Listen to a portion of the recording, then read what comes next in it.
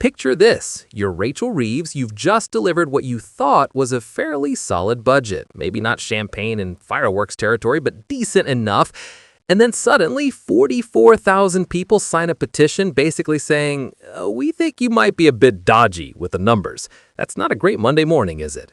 That's more like waking up to find your car has been clamped, your coffee machine's broken, and someone started a very public campaign questioning your entire professional integrity.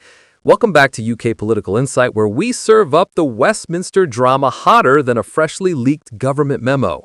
If you're not already subscribed, what are you doing with your life? Hit that button because we're churning out content faster than the government churns out explanations for why everything's going wrong. Today's special is a 44,000 signature petition demanding an independent investigation into whether Rachel Reeves pulled a fast one on the British public. Spoiler alert, things are getting spicy. And by spicy, I mean potentially career-ending levels of spicy. So let's set the scene properly, because this isn't just your standard political grumbling. This is a full-blown credibility crisis dressed up in spreadsheets and fiscal forecasts. The petition, launched on November 28th on change.org, accuses Reeves of deliberately misleading everyone about how bad the UK's finances actually were.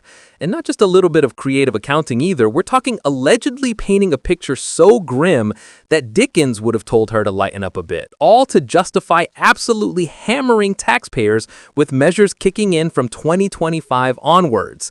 Now, the actual wording of this petition is absolutely delicious if you're into political drama. And let's face it, if you're watching this channel, you absolutely are. It says that Reeves publicly portrayed a grim financial outlook, claiming the UK finances were in a negative state. Standard doom and gloom stuff so far. But here's where it gets interesting. The petition alleges that the Office for Budget Responsibility, that's the OBR for those keeping score at home, had actually told her the real situation wasn't nearly as dire as she was making out. That's like your mate telling everyone the party's been canceled because the venue flooded, when actually they just couldn't be bothered to host it anymore.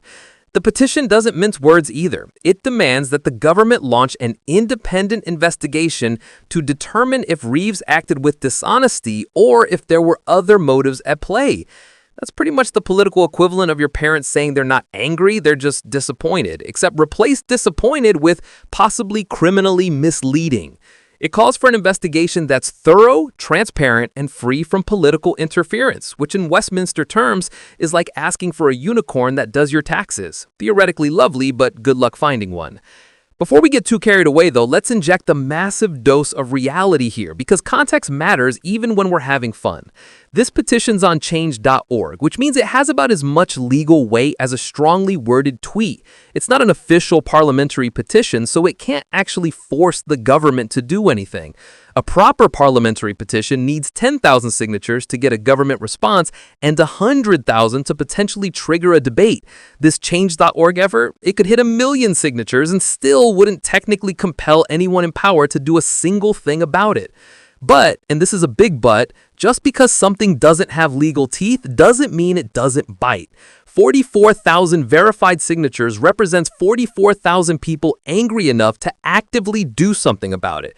That's not background noise. That's a chorus of discontent that any politician with functioning survival instincts should probably pay attention to, because even if the petition itself can't drag Reeves into an inquiry, the public sentiment it represents absolutely can make her life significantly more difficult.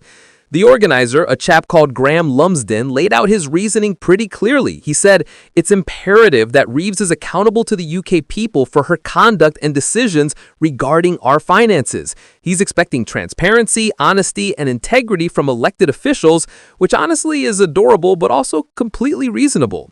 He makes the point that financial decisions impact every UK citizen, so we need to be certain those decisions are based on transparent, truthful communication. Revolutionary stuff, I know, wanting politicians to tell the truth. Whatever next, expecting them to read the bills they vote on? So where did this all come from? Why is everyone suddenly acting like Reeves is running a shell game with the national finances? Well, we need to rewind to her autumn budget on October 30th, 2024. That's when Reeves unveiled a whopping 40 billion quid in tax rises. We're talking increases to employers' national insurance, capital gains tax getting a boost. Basically, if it moved and could be taxed, it probably got taxed. Her justification? a £22 billion black hole in public finances that she claimed the previous government left behind like the world's worst housewarming present. Now, the black hole narrative was her entire selling point. Everything painful in that budget got blamed on this massive deficit she inherited. It was her get-out-of-jail-free card for every unpopular decision. Whenever anyone complained about tax rises, she'd wave around this $22 billion figure like it explained everything. And to be fair, if there genuinely was a black hole that size, you could understand why tough measures were needed. Economics isn't a charity. You can't just spend money you don't have indefinitely, much as politicians would love to do. But here's where the plot thickens like custard in a freezer. The OBR, those lovely bean counters who keep track of whether governments are talking complete nonsense or just partial nonsense, apparently told Reeves some very interesting things in the run-up to her budget. On September 17th, they informed her that the fiscal shortfall was actually smaller than expected. That's like being told your overdraft isn't as bad as you thought it was. Still not great, but not catastrophic either. Then, in October, and this is the really juicy bit, the OBR told her that the gap had been eliminated altogether. Gone. Vanished. Like a biscuit near a hungry politician. So you've got the OBR telling Reeves in October that the hole's been filled, and yet she's still publicly banging on about this massive $22 billion black hole to justify her budget decisions. That's either the worst case of miscommunication since someone invented autocorrect, or it's something considerably more deliberate. Critics, and there's loads of them queuing up like it's the January sales, allege that Reeves exaggerated the shortfall, that she kept citing this black hole publicly even when she knew the situation had improved. Because here's the thing, if you're trying to justify unpopular tax rises, you need a villain. You need something to point at and say, this is why we're doing this terrible thing to you. And a massive inherited deficit is the perfect villain. It's not your fault, it's the previous lot's fault. You're just cleaning up their mess. The Financial Conduct Authority got involved on December 4th, 2025, though they declined to immediately investigate pre-budget briefings.